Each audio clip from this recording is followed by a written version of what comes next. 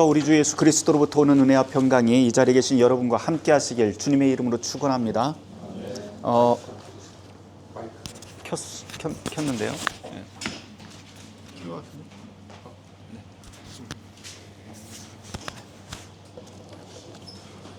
네. 사사기 지난주 어디에 있었죠? 사사기 5장 우리 드보라 이야기를 좀 했었습니다. 4장 5장을 했었는데요. 드보라에 대해서 기억나는 것, 지난주 했던 거 기억나는 것만 조금 몇 가지 체크하고 지나가도록 할까요? 자, 드보라 뭐 생각나세요? 최초의 여성 사사. 네, 그렇죠. 최초의 여성 사사였다. 그래서 이 여성 사사에 대한 이야기가 여기에서 나왔습니다. 중요 인물로는 드보라 또 누가 있을까요? 네?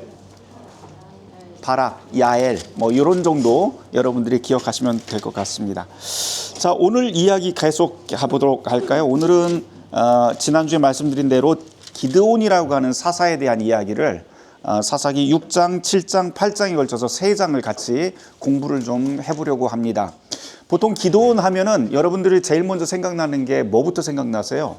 가장 유명한 이야기는 기드온과 300용사 이런 말씀도 많이 하시고, 또 양털에 이슬이 내리는 사건, 또 뭐가 있을까요? 여러 가지 이적 사건들이 좀 있는데 또 기억나시는 거, 그 정도만 하셔도 훌륭하십니다. 오늘 이야기 같이 한번 더 해보도록 하죠.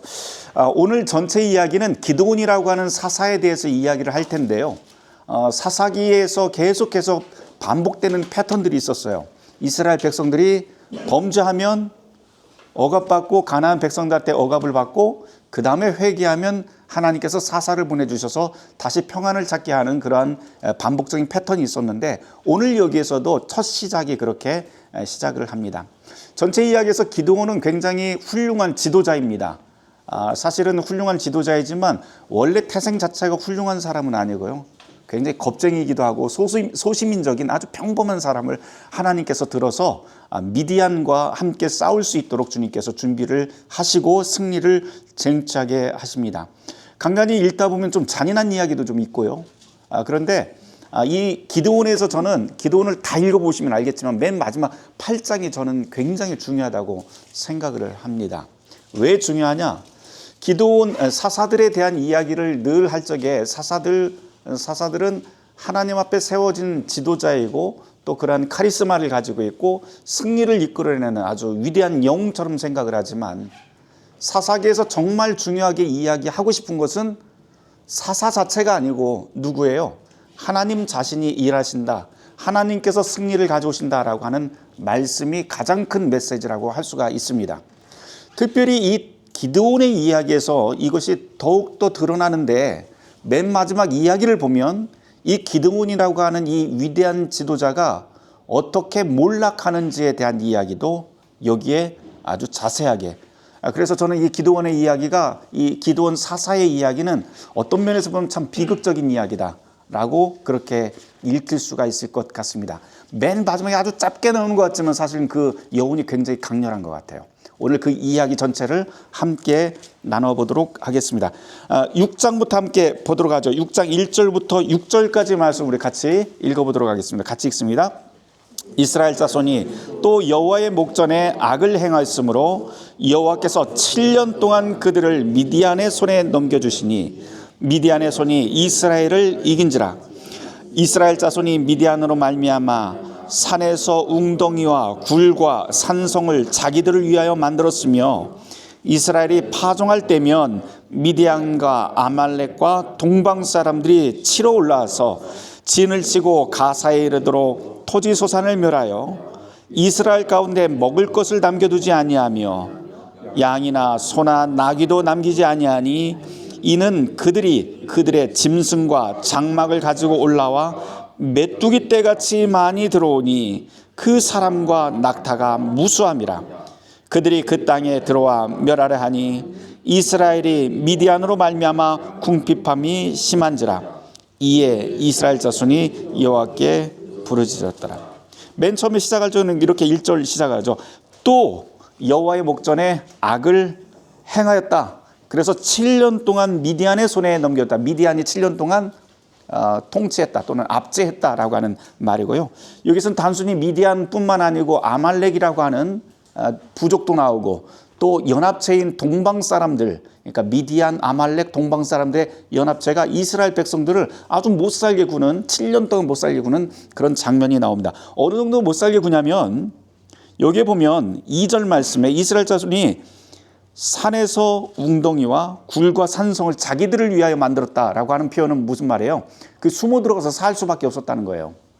평지에서 가나안 땅에 그 비옥한 땅에서 살지 못하고 이 사람들이 온다 그러면 그쪽으로 싹 숨어 들어갔다.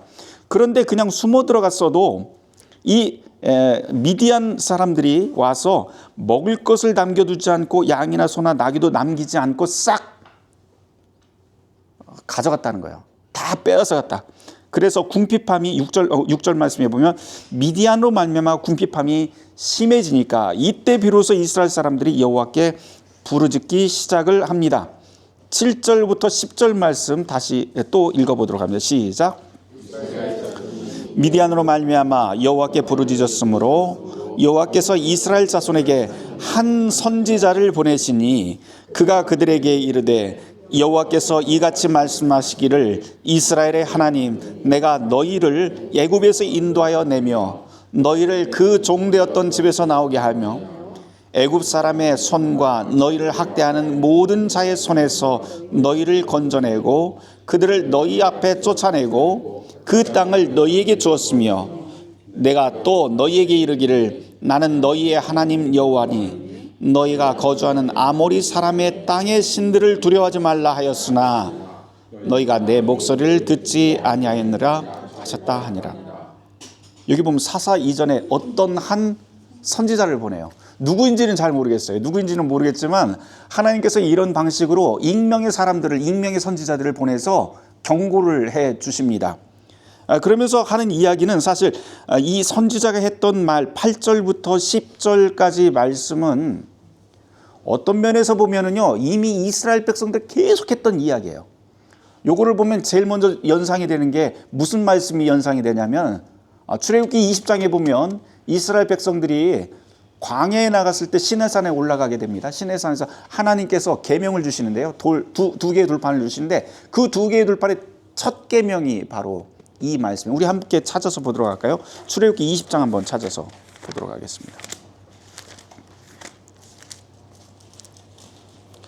출애굽기 20장 1절부터 3절까지를 우리가 보통 1계명이라고 이야기하는데 이렇게 되어 있어요. 제가 한번 읽어보도록 할게요.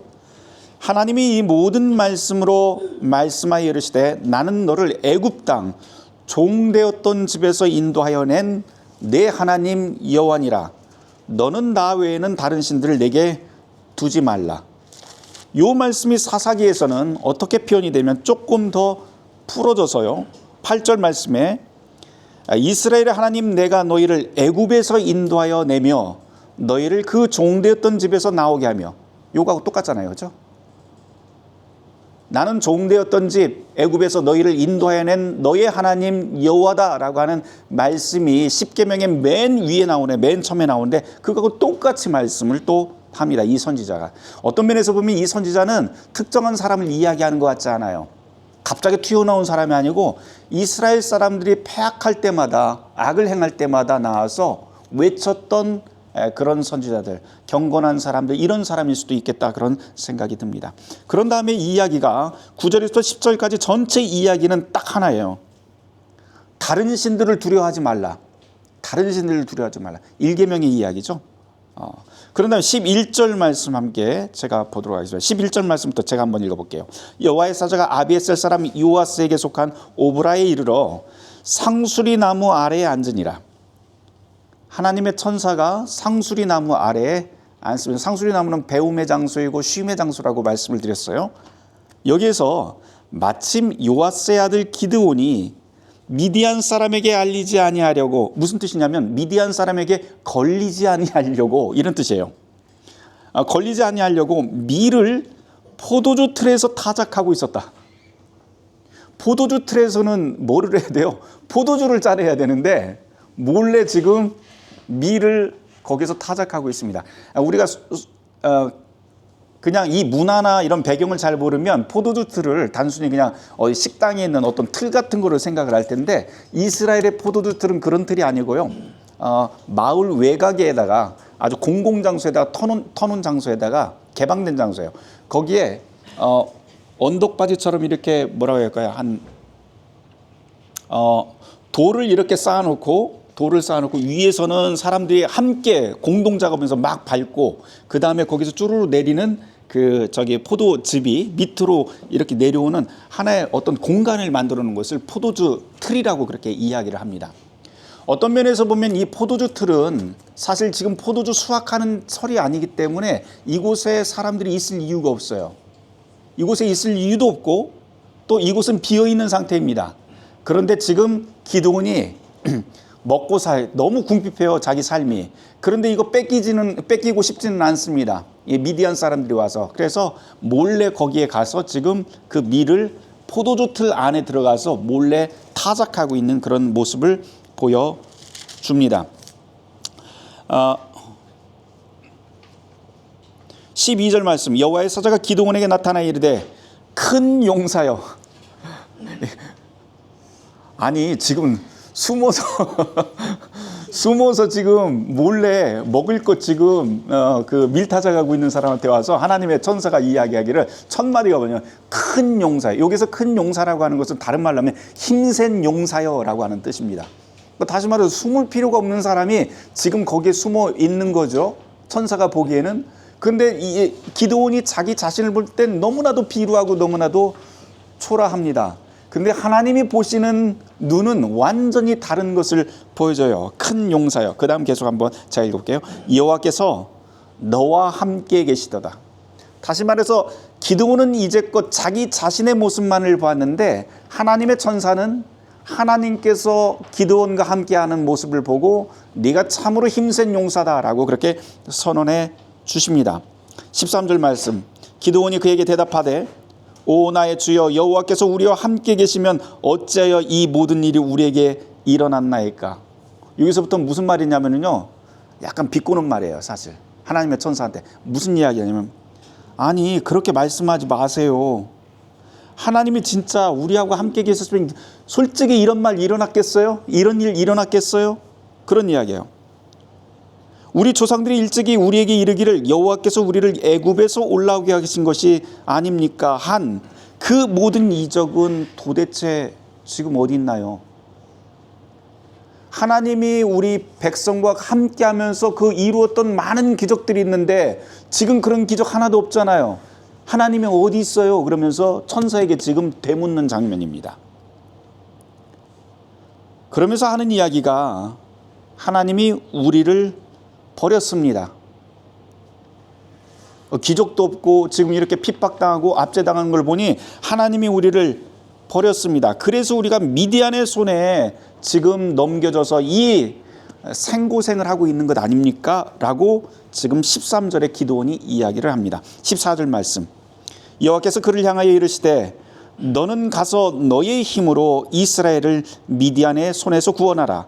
내가 너를 보낸 것이 아니냐 하시니라. 천사가 다른 말을 하죠. 너 그런 소리 하지 말고 벌떡 일어나서 미디안하고 싸워서 네 백성들을 구해내라 라고 말씀을 합니다. 소명을 합니다.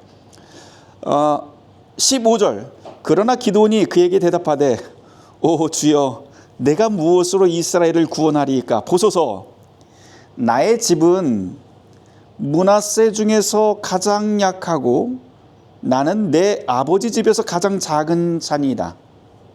이 표현은 뭐냐면요, 므낫세 지파는 사실 12지파 가운데서도 굉장히 약한 지파입니다. 그런데 거기에서도 므낫세 지파 가운데서도 자기 아버지, 자기 가문은 또 굉장히 약해요. 그 이야기예요. 그런 다음에 자기는 그 집안에서도 가장 어린 사람입니다 라고 하는 뜻이 바로 15절 말씀입니다. 16절에 천사가 다시 이야기를 하죠. 여호와께서 그에게 이르시되 내가 반드시 너와 함께 하겠다. 네가 미디안 사람 치기를 한 사람 치듯 할 것이다. 그러니까 걱정 말고 일어나서 가라 라고 이야기를 합니다. 기드온이 다시 대답을 해요. 만일 내가 주께 은혜를 얻었사오면 나와 말씀하신 이가 주님 되신다는 것을 나에게 표징으로 좀 보여주세요. 이렇게 의심할 만하죠. 그렇죠? 내가 가진 것 아무것도 없는데 어디 가서 싸우란 말입니까? 그러면서 주의 천사에게 표징을 보여달라고, 기적을 보여달라고 이 이야기를 합니다. 그러면서 뭐라고 이야기하냐면, 내가 예물을 가지고 다시 주께로 와서 그것을 주 앞에 드리기까지 이곳을 떠나지 마시기를 내가 원합니다 하니, 그가 이르되 내가 너 돌아올 때까지 내가 여기에 있겠다 그러면서 상수리 나무에 주의 천사가 그 자리에 머물고 있습니다. 기드온이 가서 뭐를 가져오냐면요, 잠깐 가서 뭐를 가져오냐면 염소 새끼 하나를 준비하고요, 한 가루 에바 무교병을 준비를 해서 고기를 소쿠리에 담고 국을 양푼에 담아서 상수리 나무 아래 그 앞에다 딱 올려놓습니다. 아마 바위 위에다 올려놨던 것 같아요. 고기와 그리고 무교병 국 요거를 딱 올려놨어요. 이렇게 상수리나무 밑에다 딱 올려놓고 표징을 보여주세요 라고 이야기를 합니다. 그랬더니 20절 말씀, 하나님의 사자가 그에게 이르되 고기와 무교병을 가져다가 이 바위 위에 올려놓고 국을 부으라. 국 부었어요. 기드온이 그대로 합니다. 21절, 여호와의 사자가 손에 잡은 지팡이 끝을 내밀어 고기와 무교병에 대니 불이 바위에서 나와 고기와 무교병을 살라버렸고 여호와의 사자는 떠나서 보이지 아니한지라.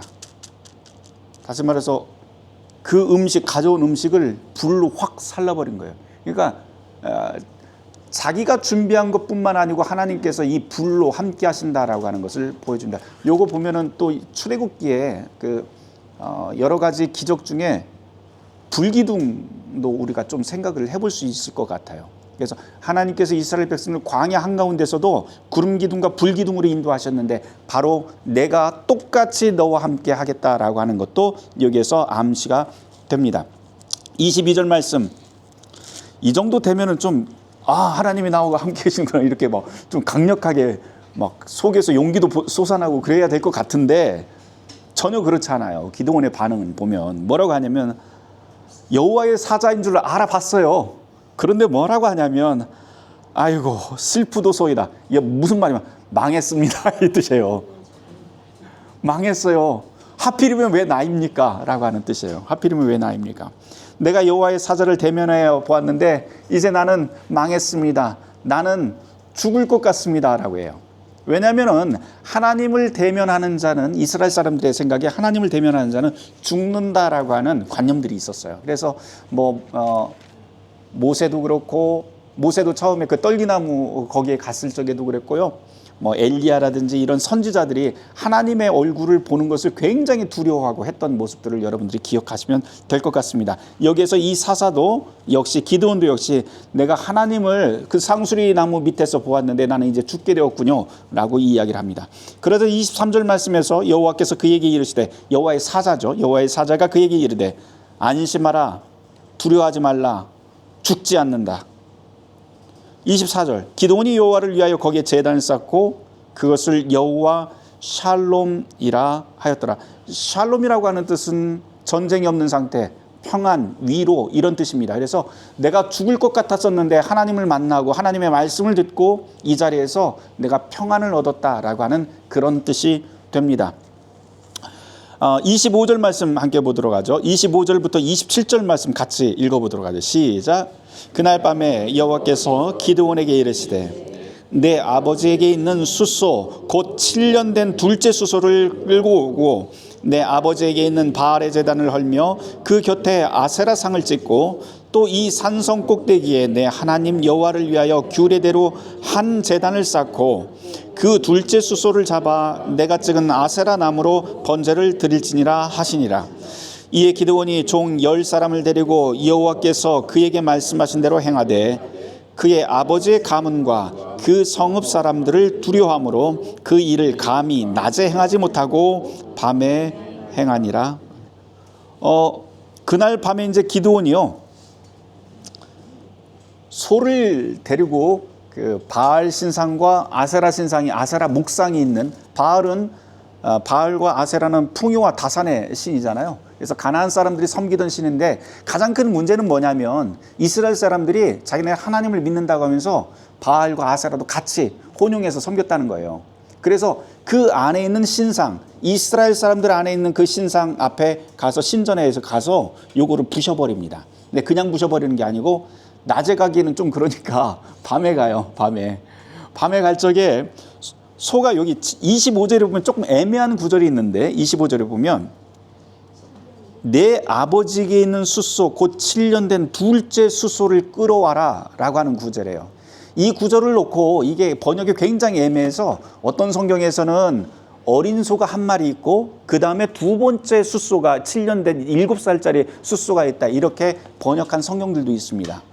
근데 우리 한글 성경은요 그냥 히브리어 성경을 그대로 그냥 옮겨놨어요. 이게 조금 애매한데 그래서 어떤 학자들은 이게 소가 두 마리가 아니고 그냥 한 마리다.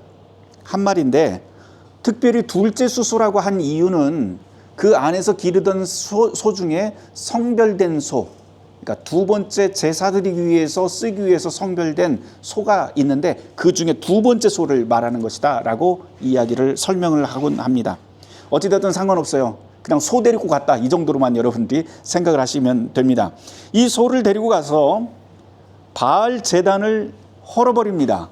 그 다음에 아세라 목상을 찍어버려요. 상이 있는데 그걸 찍어버린 다음에 목상이기 때문에 이 목상을 찍으면 나무가 나오잖아요.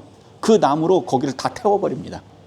태워버리면서 그 위에다가 뭐를 해요? 그 소를 제단 위에다 올려놓고 하나님 앞에 제사를 지냈다라고 하는 장면이에요.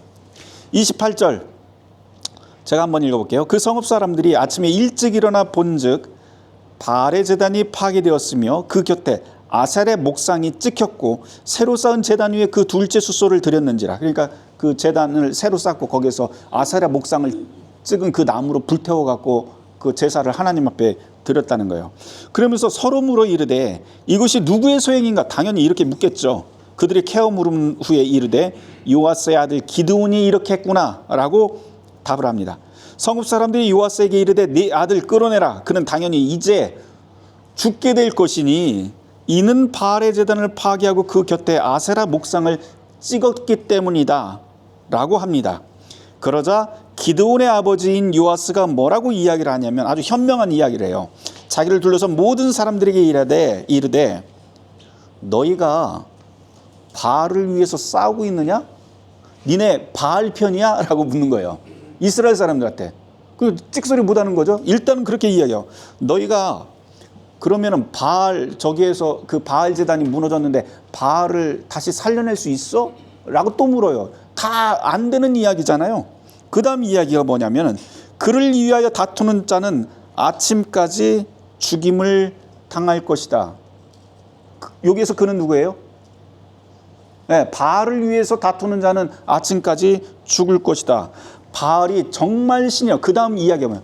니네들 이야기하듯이 바알 제단을 허물은 사람은 반드시 죽을 것이라 라고 이야기를 했으니 당연히 죽겠지 라고 하는 거예요. 당연히 죽겠지. 그러면서 과연 바알이 정말 신이라면 그의 제단을 파괴했은 즉 그가 자신을 위하여 다툴 것이고 자신을 위하여 싸워서 자기 제단을 허문 사람을 색출한 다음 죽이겠지 이 이야기예요.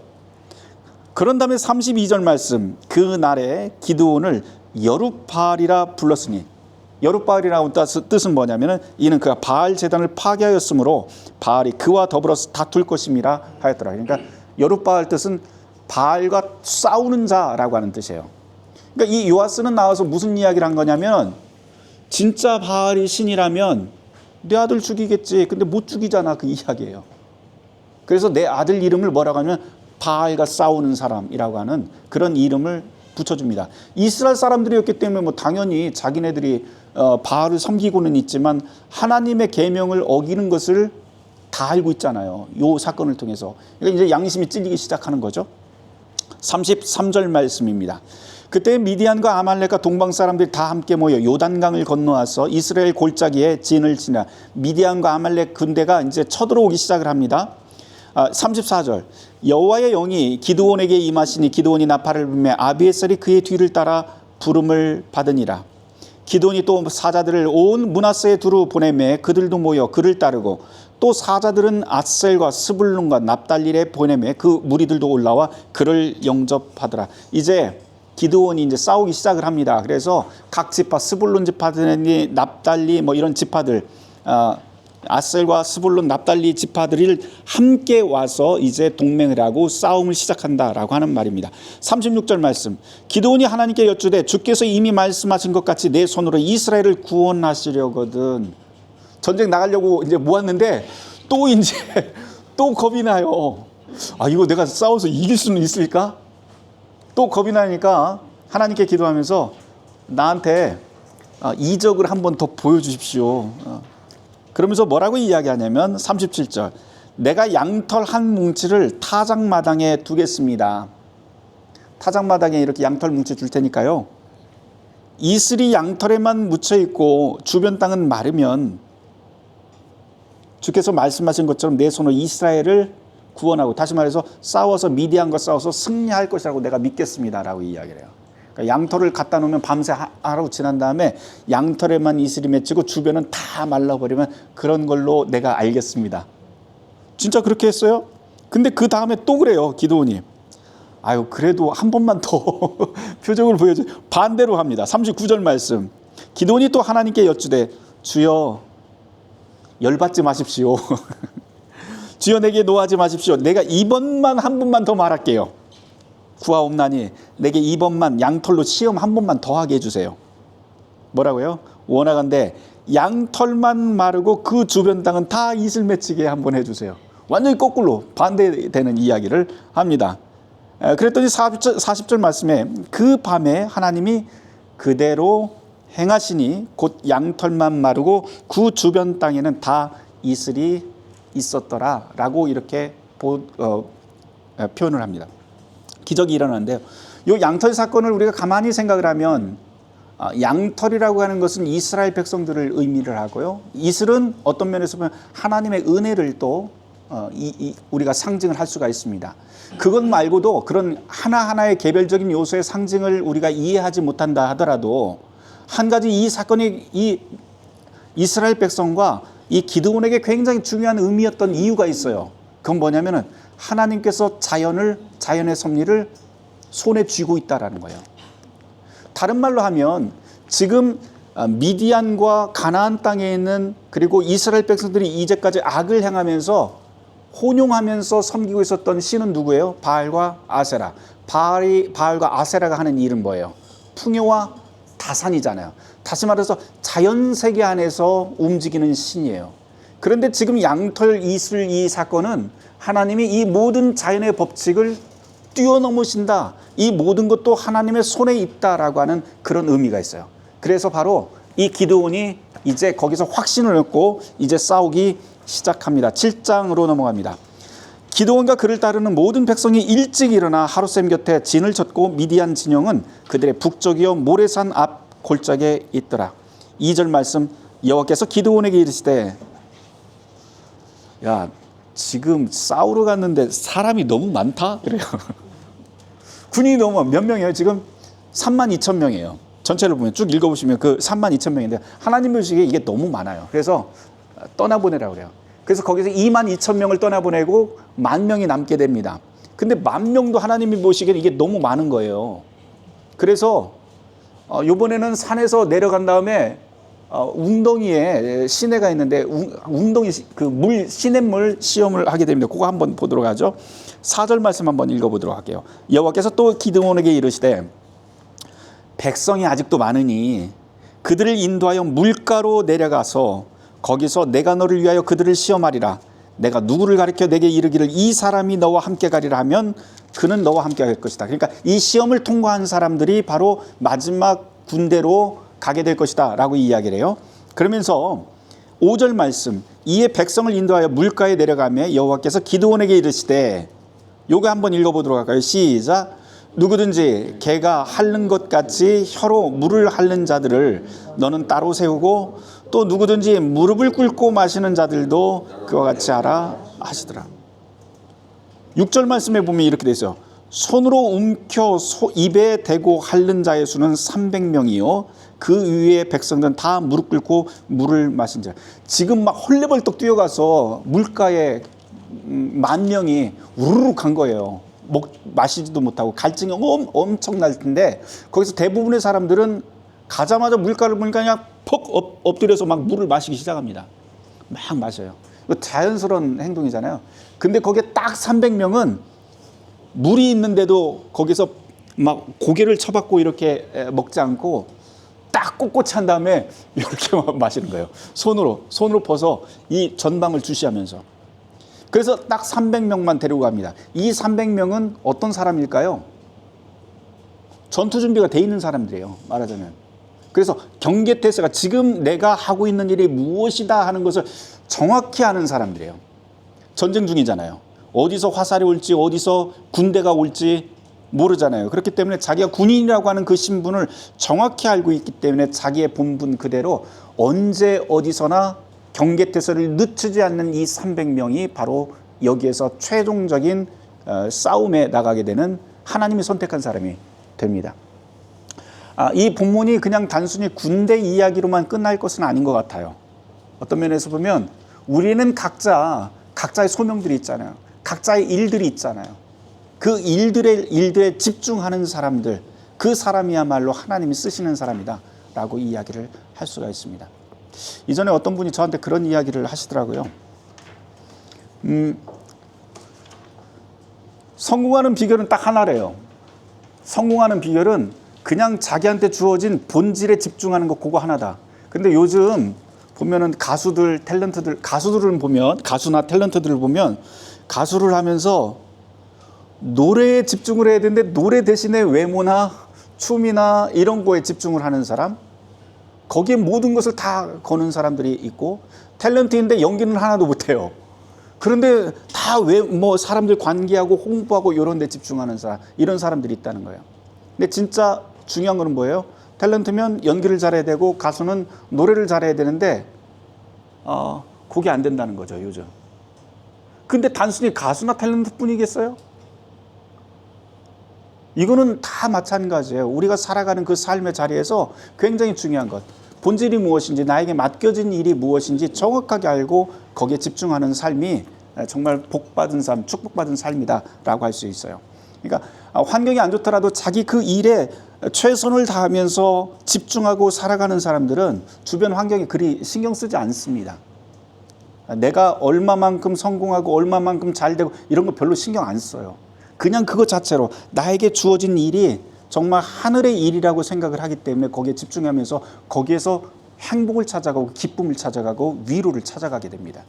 이 이야기가 300용사에 대한 이야기에서도 우리가 잠깐 엿볼 수가 있을 것 같아요. 계속 이야기해 보도록 하죠.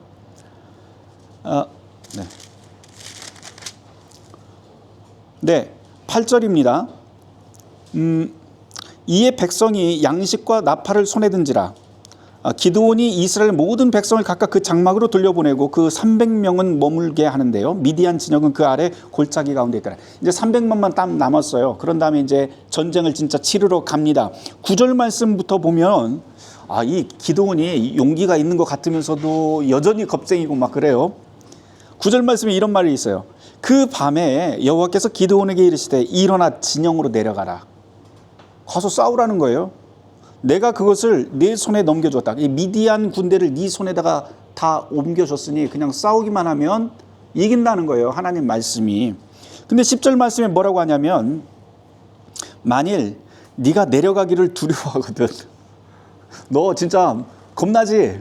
겁나면 내 부하 브라와 함께 그 진영으로 내려가서 그들이 하는 말을 들으라.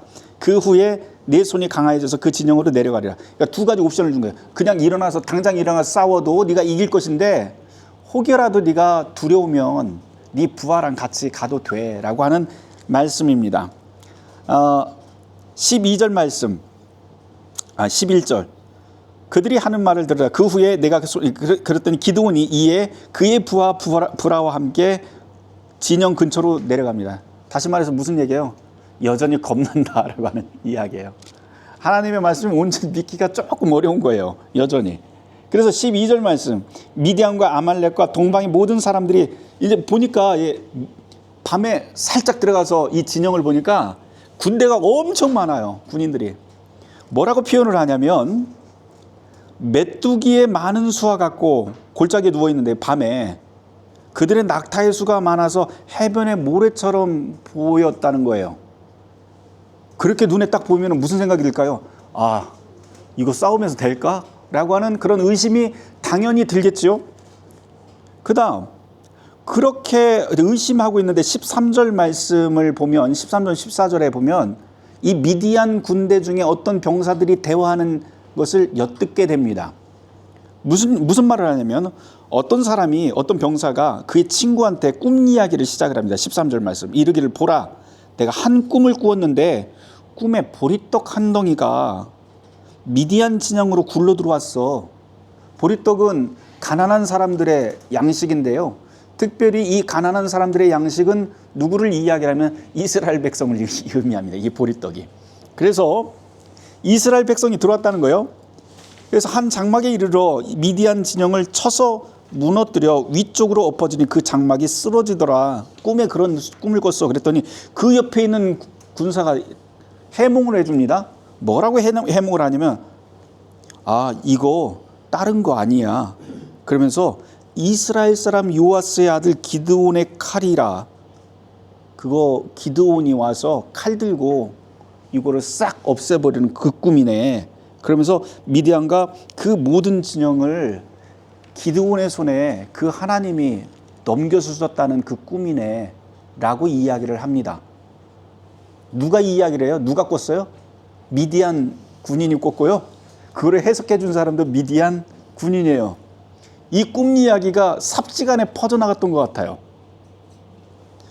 다른 말로 하면은 우리가 이거를 신앙적으로 보면 하나님의 관점에서 본다면 하나님께서 이미 두려움을 미디안 군대에 심어 놓으셨다는 거예요.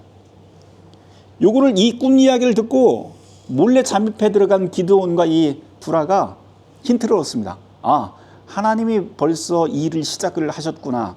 그리고 앞으로 나는 어떻게 이 일을 전개를 하면 되겠구나라고 하는 힌트를 얻게 됩니다.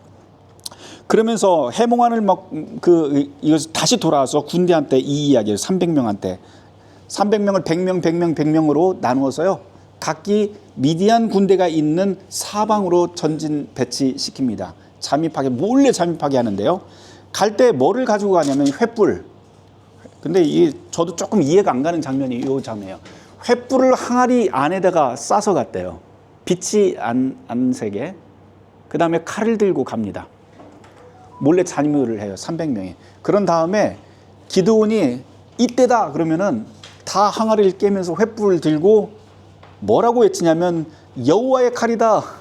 기드온의 칼이다. 이렇게 외치라고 이야기를 합니다. 막 북을 치면서. 그러면 자다가 지금 시간이 언제냐면 지금 19절에서 보면 이런 말이 있어요. 기드온과 함께 한 100명이 그러니까 1조죠. 1조 100명이 이경초에 이경이라고 하는 것은 이스라엘 사람들이 그 밤을 해가 떨어지면 3경까지 나누거든요. 1경은 6시부터 10시까지. 그리고 2경은 10시부터 새벽 2시까지. 그리고 3경은 2시부터 아침 6시까지. 그러니까는 2경이면은 진짜 한 10시부터 시작을 해서 한 새벽 한 12시 정도 되지 않을까. 그 정도 돼요. 그러니까 깊은 밤이에요. 그러니까 낮에 막 일을 하고 그랬다가 아주 깊은 밤에 진영 근처에 가서 딱 거기서 잠입을 하고 있다가 나팔을 불면서 나팔을 다 불어요. 나팔도 다 가지고 있어요. 300명이. 300명이 나팔을 다 가지고 있고 항아리 다 가지고 있고 횃불 가지고 있고 그런 다음에 거기서 한 번에 나팔을 쫙 불어버립니다. 난리가 난 거죠. 나팔은 누가 불어요 원래 군대에서 몇 명 불지를 않아요. 그 선봉대 정도나 부는 건데 여기 지금 300명 전체가 다 그 진영 둘레해서 나팔을 부니까 한밤중이라 잠자다가 일어나서 이게 막 아닌 밤에 홍두깨가 일어난 줄 알고 이 미디안 군대가 난리가 납니다. 그러면서 어느 정도 난리가 났냐면 21절에 보면 이런 말이 있어요. 군사들이 뛰고 부르짖으며 도망하였는데 22절 300명이 나팔을 불 때 여호와께서 그 온 진영에서 친구끼리 칼로 치게 만들었다. 친구끼리 칼로 쳤다는 것은 적군인지 아군인지 구분이 안 가서 서로 막 난리가 난 거예요. 어둡고 하니까. 그러면서 이 미디안 군대가 완전히 혼비백산해서 도망치기 시작합니다. 근데 여기서 아주 특이한 장면이 하나 있어요. 기드온의 군대는 가서 싸웠을까요? 안 싸웠을까요? 안 싸웠어요. 안 싸우고 바깥에서, 그 진영 바깥에서 나팔만 불고 있었던 거예요. 그러니까 하나님께서 이 300명이 용사이긴 한데 싸우지 않고도 하나님께서 승리를 넘겨주신 거죠. 그 다음 계속 보도록 하겠습니다. 24절부터 보면 이 미디안 군대를 막 추적해서 갑니다. 납달리와 아셀과 그리고 므낫세 지파가 미디안을 추격해서 가는데요. 24절 말씀에 보면 기드온이 사자들 보내서 에브라임 지파까지 불러요. 근데 이 에브라임 사람들이 모여서 두 방백, 그러니까는 지도자인 미디안 군대의 지도자였던 오렙과 셉을 잡아서 죽이고 기드온에게 가져옵니다. 그 머리를 가지고 옵니다. 8절 말씀. 그런데 여기에서 그냥 끝나는 게 아니고요. 에브라임 지파는 사실 12지파 중에서 가장 강력한 군사력을 가지고 있었던 지파예요. 근데 이 지파가 이 싸움을 하다가 기드온한테 막 화를 내는 장면이 1절부터 3절까지 이야기입니다. 왜 화를 냈을까요? 왜 너 우리한테 얘기 안 했어? 미리부터 얘기를 했으면 우리가 와서 싸워줬을 텐데. 그러면서 막 화를 냅니다.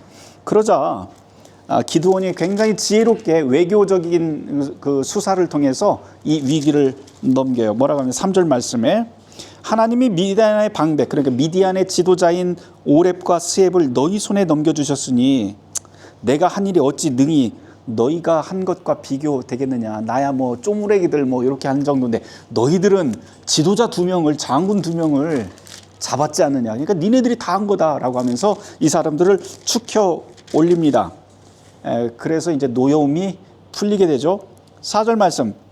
4절 말씀부터 9절까지는 이제 계속해서 기드온이 추격해서 나머지 잔당들을 제거하는 내용인데요.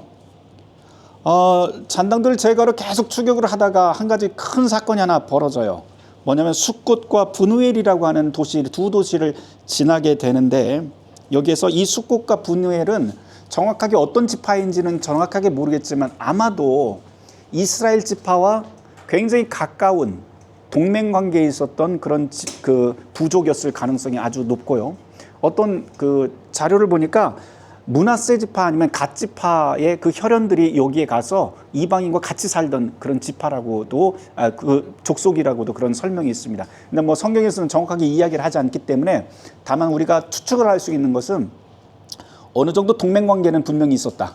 그런데 동맹 관계였기 때문에 이 기드온 군대가 이 숫꽃을 지나가면서 숫꽃의 지도자와 그리고 어디죠? 브누엘 사람들한테 도와달라고 요청을 했을 때 도와줘야 되는데 도와주질 않아요. 뭐라고 하냐면은 6절 말씀에 보면 숫꽃 방백들이 이르되 세바와 살문나의 손이 지금 네 손 안에 있다는 게, 세바와 살문나는 누구냐면 지금 도망친 미디안 왕입니다. 네 손 안에 있다고 하는데 어디 있어? 어디 있어? 라고 하면서 오히려 조롱을 합니다. 야, 니네가 뭐 미디안 군대하고 게임도 안 될 때 300명이 몇만 명 죽였다는 거 나 믿을 수도 없고, 그게 니네들이 승리했다고 하는 것도 믿을 수도 없는데 여기서 까딱 잘못하면, 내가 노선을 잘못하면 나중에 우리가 문제가 생겨라고 하는 이야기예요. 그러니까 이제 기드온이 이제 화가 치밀어 오릅니다. 그러면서 뭐라고 이야기를 하냐면 거기서 떡을 달라고 했는데 떡도 안 주고 그래요. 그래서 7절 말씀에 그러면 여호와께서 세바와 살문나를 내 손에 넘겨주신 그 후에, 그러니까 그 둘을 내가 잡은 후에 내가 들가시와 찔레로 너희 살을 찢어버리겠다 그러면서 저주를 막 욕을 하고, 욕을 한바탕 하고요. 거기서 브누엘로 갔는데 브누엘도 똑같아요. 대답이 똑같아요. 그러자 기드온이 브누엘 사람들한테 뭐라고 하면 내가 반드시 이곳에 돌아와서 이 망대를 헐어버리겠다라고 얘기를 해요. 망대는 뭐예요? 이 당시 그 부족들의 그 망대라고 하면서 성읍이 있으면 그 망대는 군사적인 요충지입니다. 그래서 멀리서 적군들이 오면 이것을 다 간파를 하고 다 준비하는 그런 군사 어떤 그 요소예요. 근데 이 망대를 헐어버린다라고 하는 것은 더 이상 군사적인 방어막이 없는 상태로 만들어버리겠다라고 하는 그런 뜻입니다. 자, 어떻게 하나 한번 볼까요?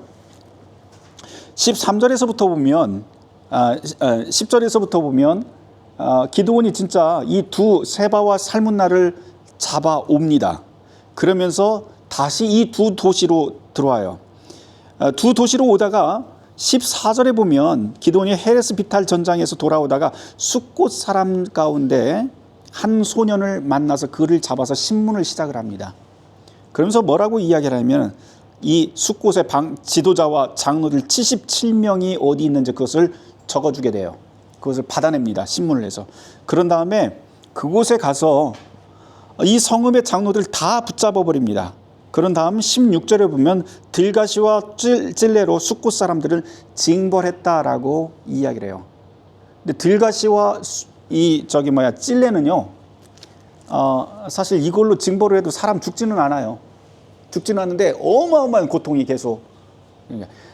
이 장면을 상상을 해보면 77명의 장로와 지도자들, 그 숫곳의 지도자들을 한 곳에다 도열을 시켜놓고 그 가시나무로 때리면서 피를 내게 하고 그리고 모욕을 줬다라고 그렇게 읽을 수가 있어요. 그 사람들한테. 우리한테 대항을 했기 때문에 너희들한테 철저하게 내가 응징하겠어라고 하는 그런 모습이 지금 기드온이 이 숫곳 사람들에게 한 내용입니다. 그런데 이것보다도 더 잔인한 것은 그 다음이에요. 사실은. 그 다음에 어디예요? 네, 17절. 분우엘 망대를 헐면서 성읍 사람들 다 죽여버립니다. 여기는 멸족을 시켜버려요. 아주. 그 다음 18절. 잡아온 이 세바와 살문나한테 뭐라고 이야기를 하면 이 사람들을 죽이려고 하는데요. 그냥 죽이지 않고 어떻게 죽이냐면 자기 아들, 기드온이 자기 아들 여대를 불러옵니다. 20절에 뭐라고 이야기하냐면 여달한테 칼을 쥐어주면서 네가 죽여라고 얘기해요. 자기 아들, 어린 아들한테. 그러니까 아들이 죽이지를 못해요. 그러니까 그 자리에서 기드온이 칼을 뺏어서 이 두 미디안 지도자를 죽이게 됩니다. 그런 다음에 이것으로 전쟁이 끝나게 되는데요. 기드온이 일어나서 살문나를 죽이고 세바와 살문나를 죽이고 21절 말씀 그들의 낙타목에 있던 초승달 장식들을 떼어서 가지고 갑니다. 전리품으로 가져갑니다. 22절 말씀에 보면 이제 장면이 전환이 되는데요. 여기서는 이스라엘 사람들이 이제 기드온을 칭송하기 시작을 합니다. 그러면서 당신이 우리를 미디안 손에서 구원하셨습니다. 당신과 당신의 아들과 당신의 손자가 우리를 다스리소서라고 하면서 이 기드온을 거의 지도자급으로 왕처럼 세우려고 막 합니다. 그러자 23절에 기드온이 뭐라고 이야기하냐면 내가 너희를 다스리지 아니하겠고 나의 아들도 너희를 다스리지 아니할 것이다. 이것만 보면 되게 존경스러워요. 그런데 그 다음에 뭐라고 이야기하면 여호와께서 너희를 다스리시나. 이게 이제 사사기가 가지고 있는 가장 큰 메시지잖아요. 하나님께서 우리를 다 통치하십니다 라고 하는 건데 그대로 기드온도 그 이야기를 합니다. 그런데 그 문제는 그 다음부터예요. 24절. 기드온이 또 그들에게 이르되 한 가지 요청은 있어. 그러면서 이제 백성들한테 이야기를 하는데요. 내가 너희에게 요청할 일이 있으니 너희는 각기 탈취한 전리품으로 받아온 귀걸이를 나한테 다 주어 라고 이야기를 합니다.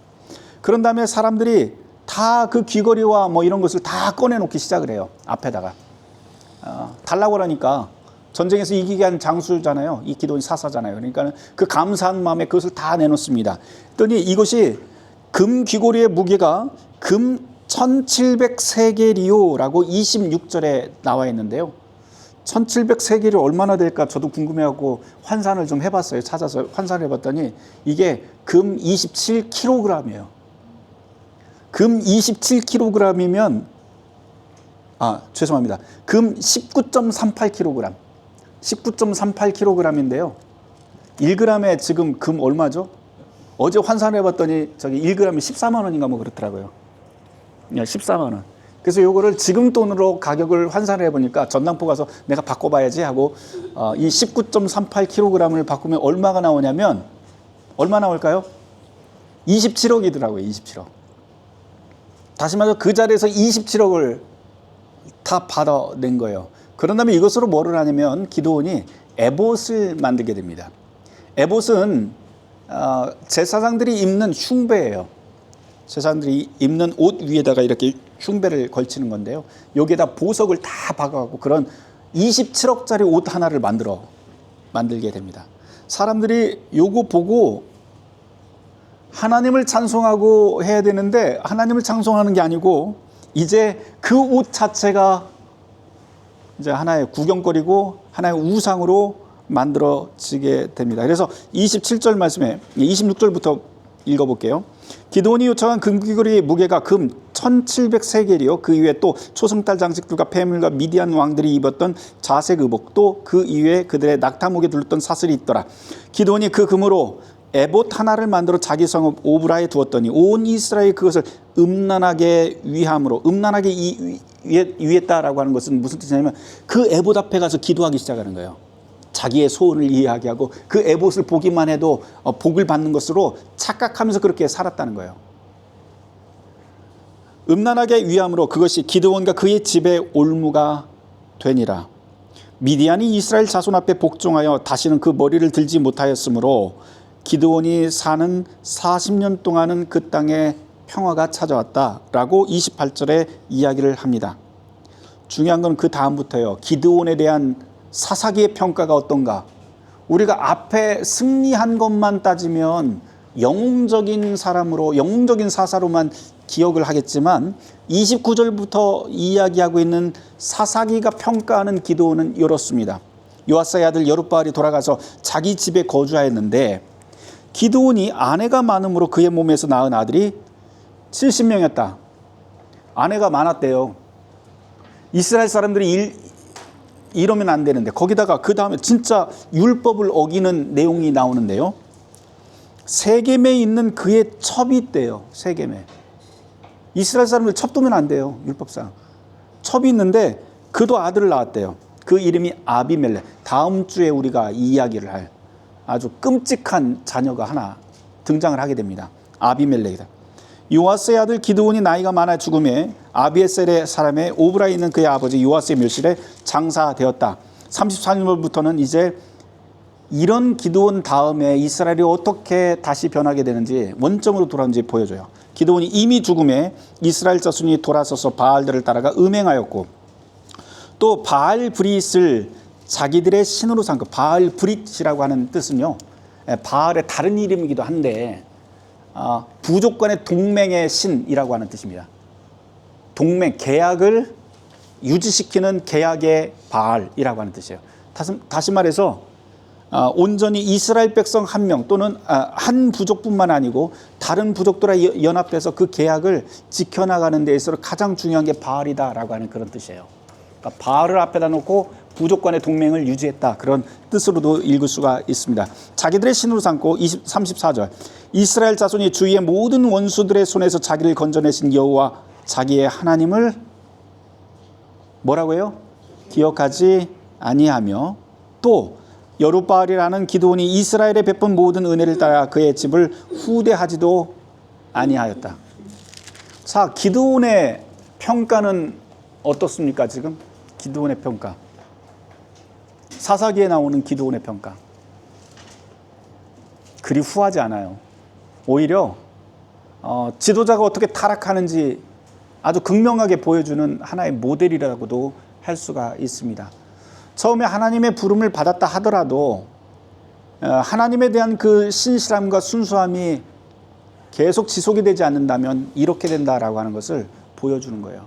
보면은 미디안 사람들에 대한 그 응징이라든지, 초반에는 안 그랬지만 뒷부분으로 가면은 숫곳이라든지 이런 곳에 가서 했던 그 자기 동맹자들에게도 했던 그 내용들을 보면 여기에는 자기 복수심이 여기에 들어가기 시작을 해요. 매우 잔혹하게. 그래서 이 승리를 단순히 하나님께서 이루신 승리로만 이야기하기에는 그 정당성을 확보하기가 굉장히 어렵다라고도 이야기를 할 수가 있습니다. 하나님의 일을 하는 데 있어서 하나님의 뜻을 가지고 움직여야 된다. 물론 여기에는 여러 가지 메시지들이 있어요. 우리가 생각할 것들이. 예를 들어서 겁쟁이도 하나님께서 쓰시면 용사로 쓰실 수 있다라고 하는 것. 그리고 자기의 본질에 따라서 자기가 무엇을 해야 되는지 정확하게 알고 행할 때 하나님께서는 비로소 그 사람들을 하나님의 사람으로 쓰실 수 있다. 라고 하는 것. 그리고 지도자에 대한 경고의 메시지도 여기에서 우리는 볼 수가 있습니다. 오늘 사사기 여기까지 하도록 하겠습니다. 다음 주에 우리가 9장 그리고 10장에 나와 있는 아비멜렉 이야기를 같이 좀 하도록 하죠. 제가 기도하고 마치도록 하겠습니다.